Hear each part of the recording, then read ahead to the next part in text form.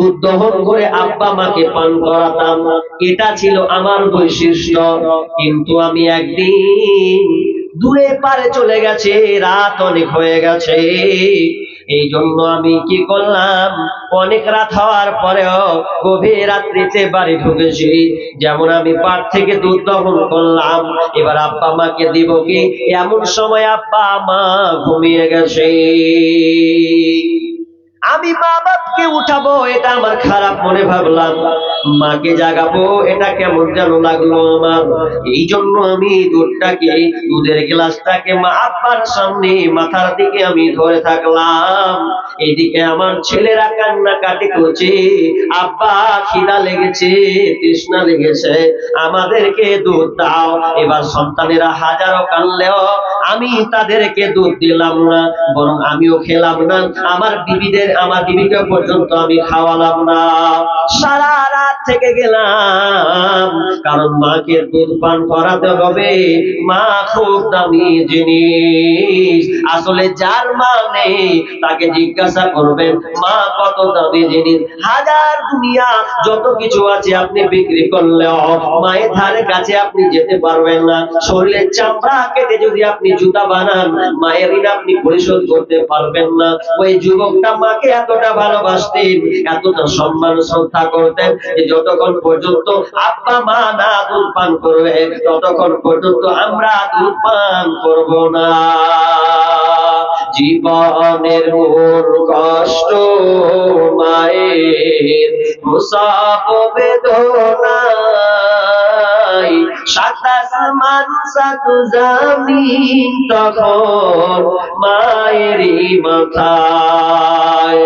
জীবনের মূল কষ্ট মায়ের, প্রসব বেদনায়, সাত আসমান সাত জমিন তখন মায়েরই মাথায়।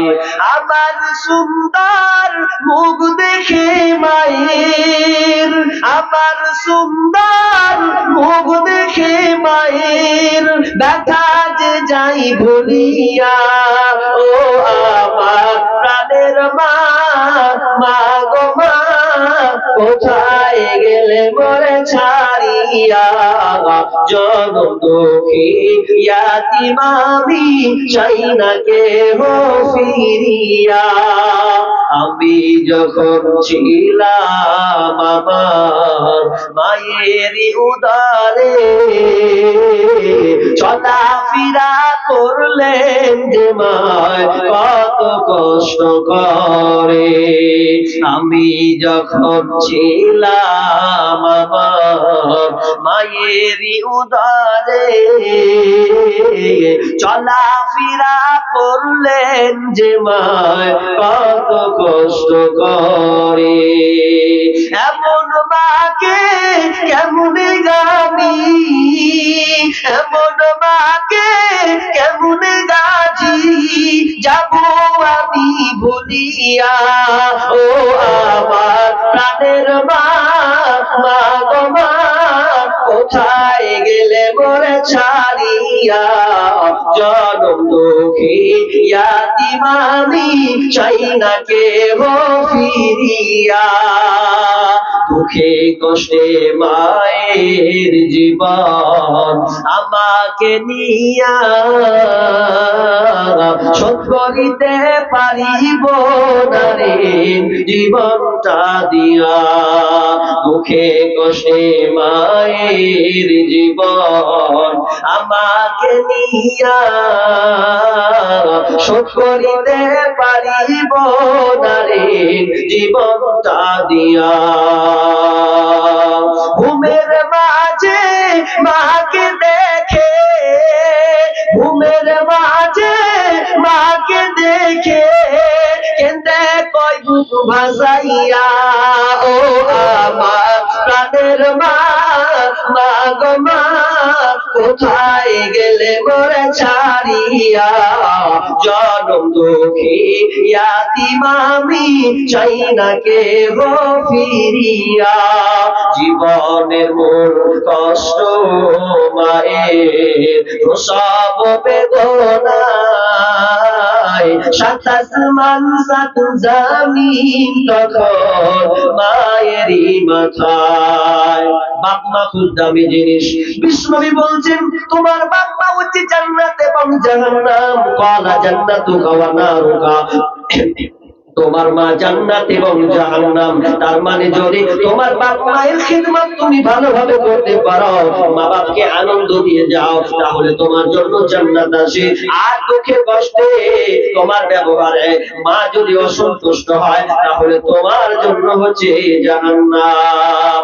এই জন্য সেই যুবক মাকে সবসময় ভালোবাসতেন, শ্রদ্ধা করতেন, এমনকি দুধ পান না করালে কেউ তারা দুধ পান করতো না।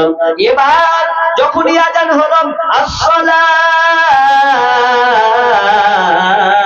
খায়রুম মিনান নাওম, তার মানে আজান সকাল হলো, ডাক করলো আল্লাহ। এবার ঘুমটা ভেঙে গেল। বাপ মা এবার জেগেছে, বলছে বেটা রে তুই এখনো দুধটা নিয়ে দাঁড়িয়ে আছিস। বলছে মা আমি আপনার জন্য কখন থেকে দুধটা দাঁড়িয়ে আছি, আমি তোমাকে পান করাবোর জন্য। মা জাগলো, মাকে দুধ পান করালো, আব্বাকে দুধ পান করালো, এরপরে তারা নিজের সন্তান থেকে করালো, তারপরে তারা নিজেরা পান করলো। আমার আল্লাহকে বলছেন মাবুদ রে, এই কাজটা শুধু তোমাকে ভয় করে করেছি, আর কাউকে নয়। মাবুদ দয়া করে তুমি আমাদের মাথা থেকে পাথরটাকে সরিয়ে দাও। যেমনই বললো ভালো কাজ, এই ভালো কাজ মায়ের খিদমত করা, আল্লাহর কাছে চাইলো, সঙ্গে সঙ্গে এক ভাগ পাম করে ছড়ে গেল। যেমন শুনলো সূর্যের আলো পড়লো, কিরণ এলো, কিন্তু বের হওয়া যে যাবে না, এক ভাগ সরেছে। এবার প্রথম বন্ধু বলছে আরে ভাই তোরা কি ভালো কাজ করিস নি, চা আল্লাহর কাছে বিনিময় চা। কি ভালো কাজ? দ্বিতীয় বন্ধু বলছে ভাই আমিও জীবনে একটা ভালো কাজ করেছি, আমার কাজ ছিল কুকর্ম, খারাপ কাজ করা। এই খারাপ কাজ করা আমার খুব অভ্যাস ছিল, কিন্তু আমি খারাপ কাজ থেকে ছেড়ে দিয়েছি। কিভাবে সেটা হয়েছে? লোকটি বন্ধু বলছে আমি এত খারাপ ছিলাম, মেয়েদের প্রতি আমি এতটা আকৃষ্ট ছিলাম। আমার একটা খালাতো বোন ছিল, ওই খালাতো বোনটা দেখতে এত সুন্দরী ছিল, এত অপূর্ব তার চেহারা, আমি তার চেহারা দেখে আমি পাগল হয়ে গিয়েছিলাম। আমি তাকে প্রস্তাব দিলাম, প্রেমের প্রস্তাব। ও বোন রে, তুই আমার সঙ্গে কি আমার মনের বাসনাটা কি তুই মেটাতে পারবি না? তোর সঙ্গে আমার গোপনে কিছু কথা হবে, তোর সঙ্গে আমার আদান প্রদান হবে, মিলন হবে, তোর শরীরটা কি আমাকে দিবি কিনা বল। এবার খালাতো বোন বলছে ভাই রে খবরদার নোংরা কথা বলো না, এটা আমি তোমার সঙ্গে এই অন্যায় কাজ করতে পারি না, বরং আমি আল্লাহকে ভয় করি। এটা আমার স্বামীর জন্য আমি হেফাজতে রেখেছি, একমাত্র আমার স্বামীর অধিকার, আমি জেনা ব্যভিচারে লিপ্ত হতে চাই না। খালাতো ভাই বলছে কবে পাবো, কবে পাবো, কি করে ফুসলাবো ওকে? এখন ফুসলাবেও, ফুসলে ওর সঙ্গে শারীরিক সম্পর্ক করবে, কিন্তু কোনো পথ খুঁজে পাই না। আমাদের ইয়ং পোলাপান যেমন ফুসলাচ্ছে, হবে মেয়ে মাল খুব ভালো, নাম্বারটা দিবি, যা তোকে হোটেলে বিরিয়ানি খাইয়ে দেবো, নাম্বারটা জড়ো করে দে। কত যে ওর সুরসুরি উঠেছে, এখন নাম্বার লিবে দে, ওকে পটাবে। নাম্বার যতক্ষণ পর্যন্ত না লিবে আর ততক্ষণ পর্যন্ত আর শান্তি নাই, যে নাম্বারটা লিব তারপর কোন কথা আছে। মাথায় খারাপ। এবার নাম্বারটা কি করে লিব?